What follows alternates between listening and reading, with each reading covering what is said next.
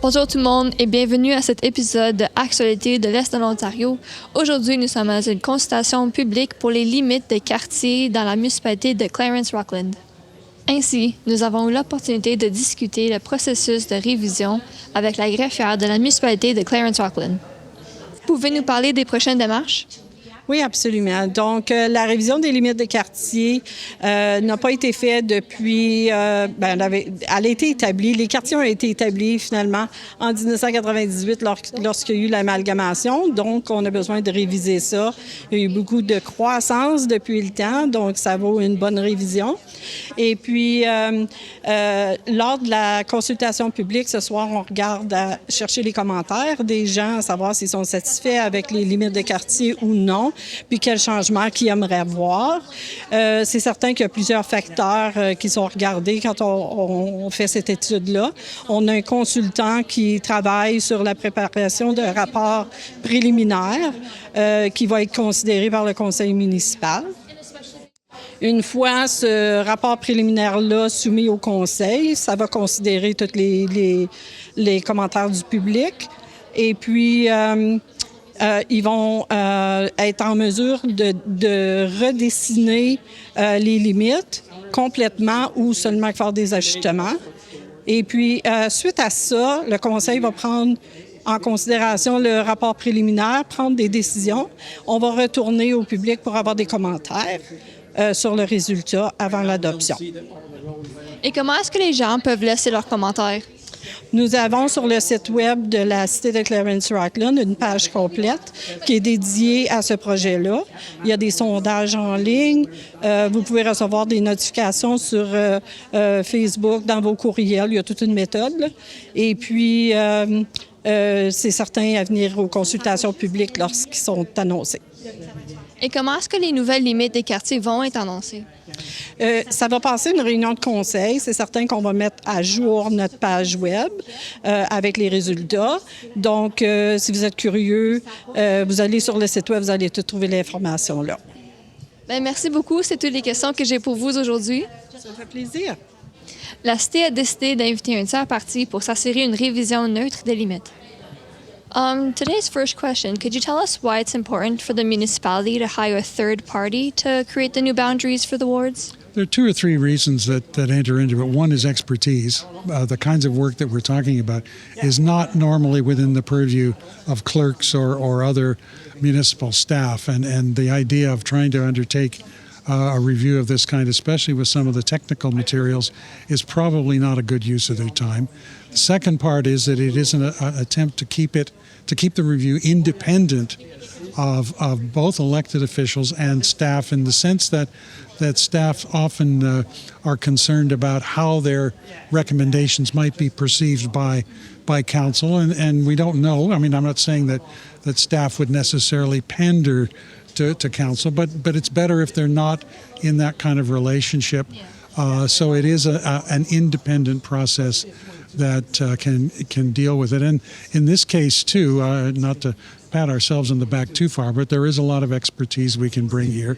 The team involved in this review has been involved in probably 35 or more reviews of this kind. So this is not our first rodeo, right? We've done this sort of thing, and we can bring that expertise and that kind of technical support to a review that, again, I circle back, that staff would never have done before.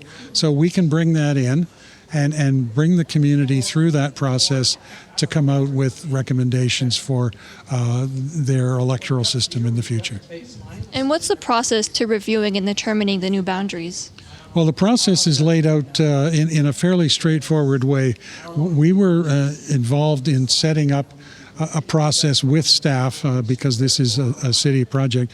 But the first part is doing research, and some of that involved briefing ourselves, our team members, with the city, with the elected officials, with those who are involved in here, so we better understand that. So our background research has helped us identify some potential issues that we think need to be addressed. The review basically at this point is to say to the community in so many words, you've got a system, do you like it or not? And if you do, what do you like about it? If you don't, what do you think needs to be addressed? And part of the survey will be to help us identify what are the things that need to be addressed. We can't promise to fix all of them, but this first phase is to give us some sense of what kinds of things ought to be part of our consideration. We will use the feedback from this discussion, which happens in these live sessions and through materials online, to draw up a number of what we would call preliminary options. First of all, we do a critique of the current system. What's good, what doesn't work in our assessment, and back to the question, are there obvious problems? But then here are some other ways of doing the same thing. And they would approach the system placing emphasis on different principles. Are we just going to try to bring the population into balance today because it hasn't been looked at in 27 years? Are we going to fix it now? Or are we perhaps going to think ahead to an election or two? And those maps might look quite different because the growth is not going to happen everywhere. Or are we going to look at some other features? So the next round, and I can't be sure when that's going to happen, but March, April, perhaps, I hope not much later, we would bring back several maps for the community to come back in the same sort of session and say, all right, here's one way to do it. What do you think? What did we get right? What did we get wrong? Why did, you can ask us, why did you put the line there? Or shouldn't the line be, those kinds of things would help us through the surveys and others to narrow it down to make a recommendation to council. We would give council more than likely two options, which probably would emphasize different principles. The simple one is catch up, plan ahead. But there are other scenarios. And so at that point, council, we will hold further consultations. At that point, council will be asked to make a decision by passing a bylaw to adopt one of those options. That bylaw is open to appeal, but it is the action of council that we're aiming for. The consultants don't make the decision. The consultants provide the resources and information for council to make a decision that it believes is right for Clarence-Rockland. And will this assessment of our current system be open to the public? Oh yes, there's a beginning process of that on the website already. I think the paper is there that says, "Is a ward boundary review necessary?" Question mark. and we basically say we think there are some things that need to be addressed. Whether we can fix them becomes the next stage. But we think, the part of that is to say, we don't believe you can just say, it's fine the way it is, let's just leave it. And I think if that had been the scenario, there wouldn't have been a review in the first place. And we're beginning to try to figure out what is it that can be fixed and can you get along with the current system. Our assessment now is no, you can't. So let's go on and try something else. And why is it important to have these reviews? Well, the key part here is that the population of Clarence-Rockland is much larger and distributed differently than when the municipality was created. I understand that at amalgamation, the former township of Clarence had a larger population than the town of Rockland. Well, now it's the opposite, and much larger population in Rockland, and the wards were drawn on the basis of those that old number. And I'm not even sure how much the numbers came into it. We don't know exactly what led to the drawing of the lines where they are, but they were drawn at a time when the community was much smaller.